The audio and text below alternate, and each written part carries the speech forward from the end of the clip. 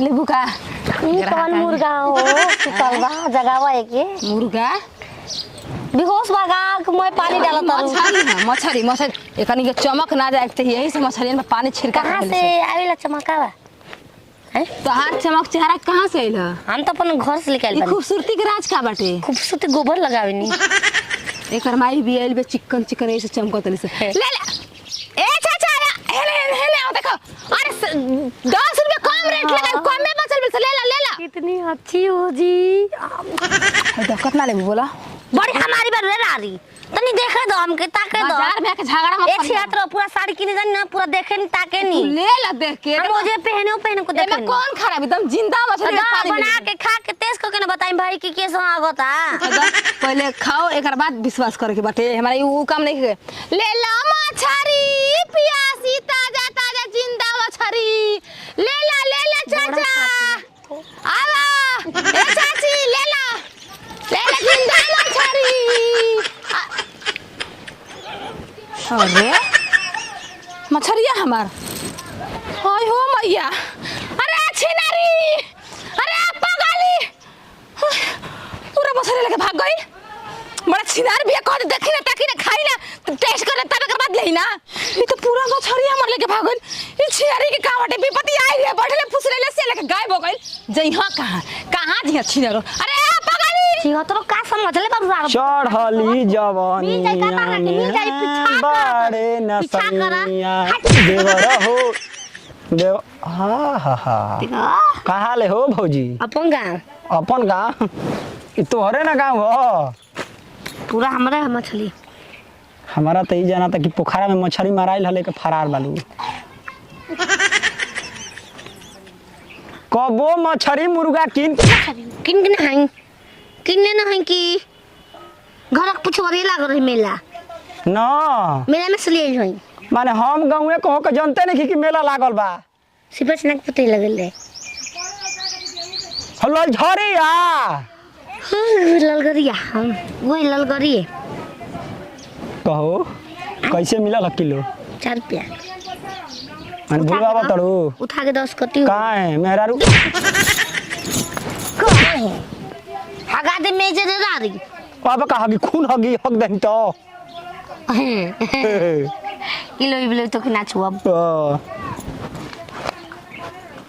पगली तो आज तक कभी मछरिए ना किलो अपना पैसा ले बाकी मछली कहाँ से लियावतिया आई करे गाँव में गोइला पर मालूम चली हो कौन धक धसा दो मार करी दादी मोर सोचाई के चला दो माला चलिया चलो घर तो लिया चली घरे ले चलो जाके काटवाई बामला हम बनावा जाई ए बामल बामला रे आहा कितना टहट लाल होतई सन धीरे धीरे ए बामला खोल बा भसरो सारा बा दिन भर भीख मांगा दिन अरे कैसे कइले रे हमरा के अरे 5 के भीख दे दानी रे सुतल मुश्किल कर मछली कहाँ मछली मारत है सब पोखरा में की करा अपना धुरकीपुर वाला वो कहाँ बा तोर माई के मछली जे तनी से काए घरी देखा ढड़की में ये तोरा मान के गोल लागो हमारी ये सपना रहे कहिया तक खियाई हमारो सपना बा खियाए की चला खाते नहीं खूब चला खा ला जाती हूँ कहाँ ले लिए रे बामो लेको देखो अंडा देता बामो देखो अंडा